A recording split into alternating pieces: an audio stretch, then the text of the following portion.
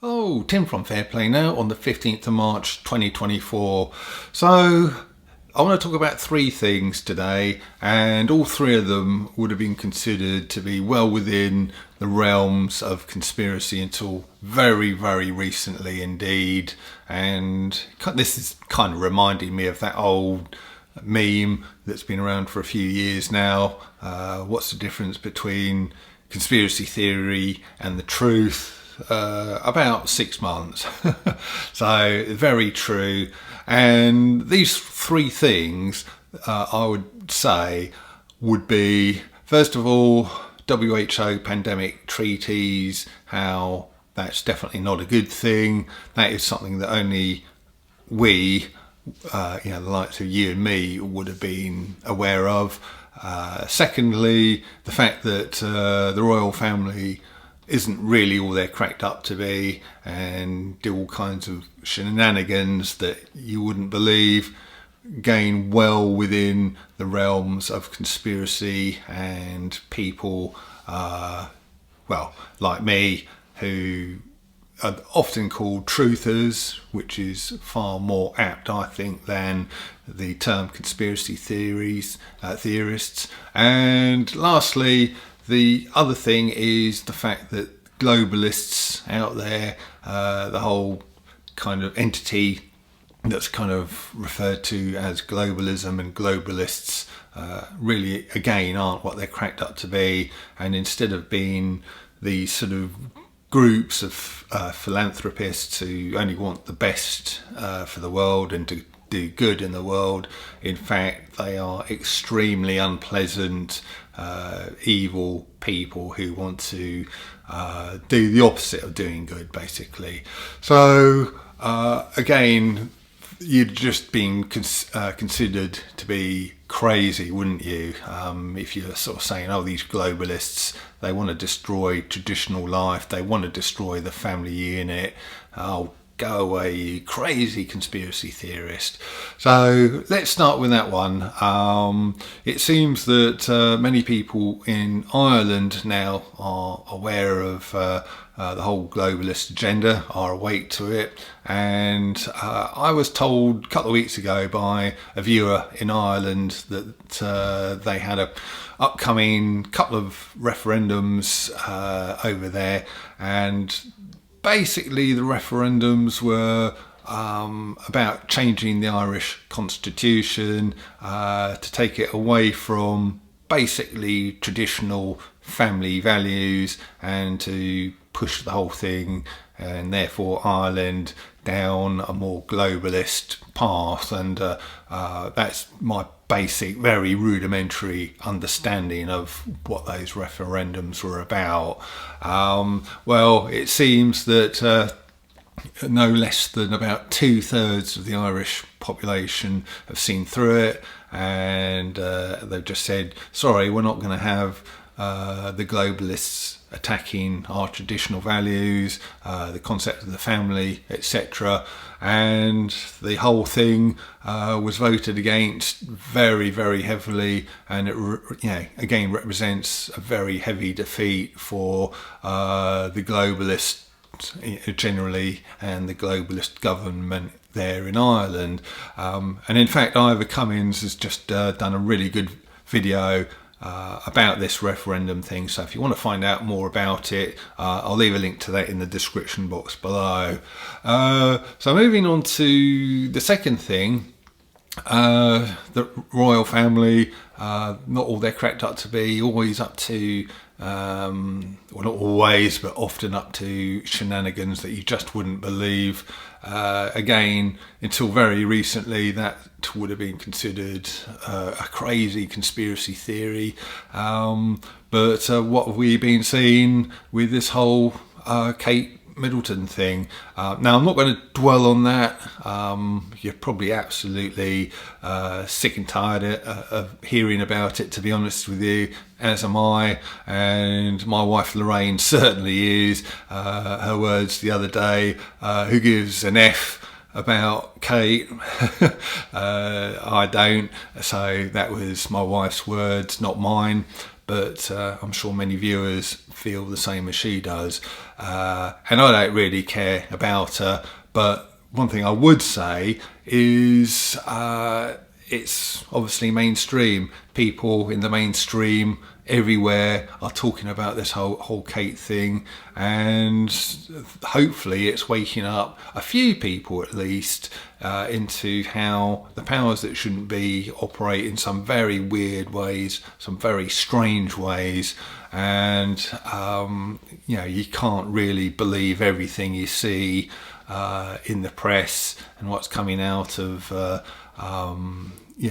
the monarchy, what they're putting out, and what really is coming out of the mainstream sort of narrative in general. So hopefully that has woken up a few people as far as that's concerned, and to the fact that the royals really aren't all they're sort of cracked up to be. I know there's all sorts of theories. Alistair Williams the other day was saying the destruction of the royal family might be a deliberate globalist ploy, because you don't want these sort of royal families and their kind of nationalistic image in place if what you want is a one world government. You kind of want them out of the way. So it could be an engineered collapse of the monarchy.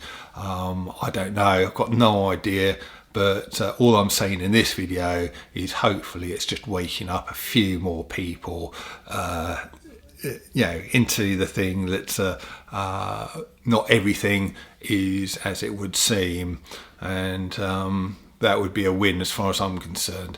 And finally, the pandemic treaty. I noticed that there's been an article about that in the mainstream media. I think it was the Telegraph.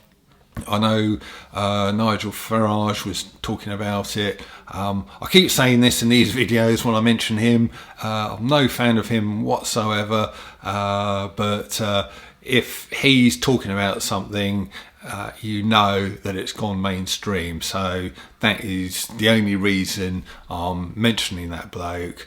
But he has made a video and put it out very, very recently, where he's slamming and slating the pandemic, the WHO pandemic treaty, how it's going to represent a loss of national sovereignty for any nation that signs up to it, and how it's an absolutely appalling idea that should be avoided at all costs. And so he was really slamming it. I presume this article in the Daily Telegraph was really slamming it as well. And it wasn't long ago, was it, that the only people who really were talking about WHO pandemic treaties was the alternative media, as well as people like me, commentators, and other people who are normally called sort of truthers or conspiracy theorists, and now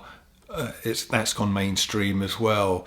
So hopefully that's a good sign. Hopefully that's a sign that this, as more and more people get to know about it, and how much bad news it is, it's going to be put onto the back burner, and then hopefully from there we'll just never hear about it again, with a bit of luck. So I think the reason why things like this pandemic treaty thing has gone absolutely mainstream now is thanks to the likes of you, thanks to the freedom movement. We've been talking about it, and it was quite ironic, wasn't it? Because I think in this article, Nigel Farage this video that Nigel made, he was saying, I've got to congratulate the Daily Telegraph for putting this out. They're not to be congratulated, because I've known about this and you've known about this, and all the alternative media and the freedom movement have known about this for, well over a year now, I would say, 18 months.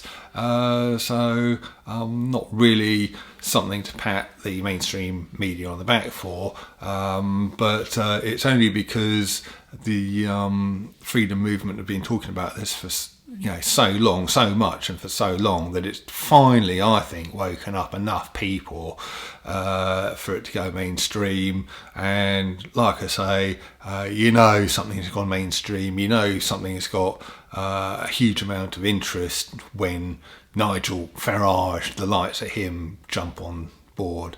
So that's a very good sign, and I hope it's going to be not in the too distant future that we hear the government climbing down and going back on the whole treaty thing and sort of telling the WHO where to stick it. And by the way, if you're a little bit new to this whole sort of WHO being a bad thing and their pandemic treaty being a bad thing, just to wrap this video up, let me just kind of spell it out in very, very simple terms. So you've got this entity called the World Health Organization, the WHO. They're supposed to be a body who are concerned about health and the welfare of the world, protecting us against diseases that crop up from time to time. That's what they're supposed to be about.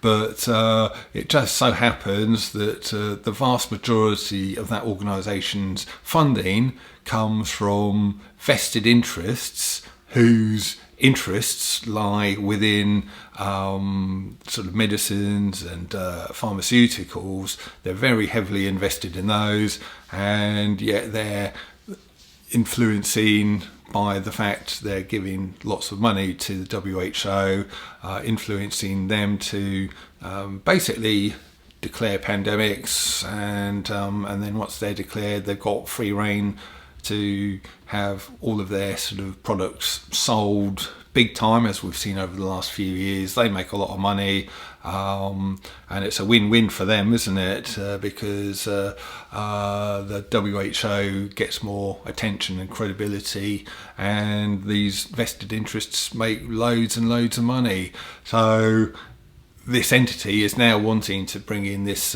pandemic treaty, which is going to, if sort of a new health sort of emergency is declared, it's going to give basically the WHO are going to basically have dictatorial powers over every nation. They'll be able to sort of tell the UK or whoever, you've got to lock down now, you've got to have mask mandates now, you've got to have other mandates now to do with those things. And whereas it was a national decision before a few years ago, it will be the WHO. So you couple that with the fact that the WHO are corrupt, and the fact that they're effectively run by these vested interests. How likely do you think, once this pandemic treaty is in place, that they'll be declaring national or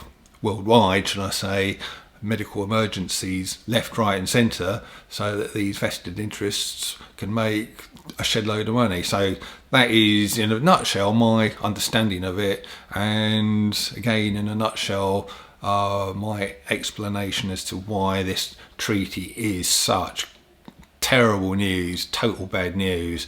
But let's hope that now the whole story's gone mainstream, that we see the back of it in very short order indeed. So I'm going to leave it there, and I'll be back soon. Tim from Fair Play Now. Thanks for watching.